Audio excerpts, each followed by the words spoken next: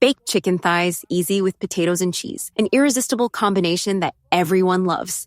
I'm going to make my recipe using 8 pieces here. Chicken thighs, always choose the meatiest ones to ensure the best result. I'm going to make a small cut here so it's easier to bake later. Take the knife, hold it firmly, and make this motion inside the meat. Be extra careful not to cut yourself. Stay focused during this step. Very quick. Look, a clean cut helps the seasoning soak in. With a sharp knife, do the same step to all the pieces. I'm showing you here how it should look. Nice and neat. It ends up like this. See how the cut makes room for the seasoning? That cut space is perfect for the sauce to soak in better. And I'll go ahead and cut all the others the same way. I've already done this with all the pieces. Now let's prepare the seasoning for the meat. That's what brings the special flavor. Add the mayonnaise to a bowl. I'm using about 3.5 ounces here.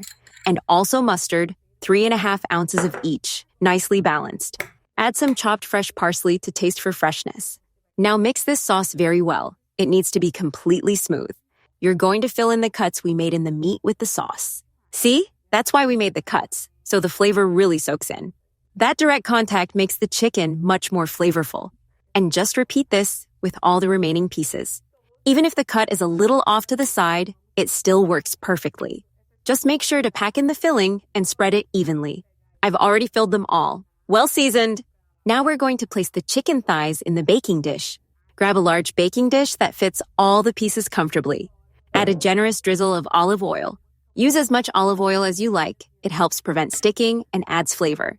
Now we're going to create a layer of potatoes on the bottom. I already sliced my potatoes thin, so they bake faster. Spread the potato slices evenly across the bottom of the dish. That makes the recipe even more complete and flavorful. The potatoes are all placed nicely. On top of them, we're going to add sliced onions. Now take the seasoned chicken thighs and start placing them one by one carefully on top of the onions. Make sure all the pieces are laid out well. I've placed all the chicken thighs. Now let's prepare a little sauce to finish. I'll show you here how I make it. Super simple. It's a sauce made with olive oil and dry seasonings. I'm not going to sprinkle the seasonings directly onto the chicken. I prefer mixing them with olive oil so it spreads better.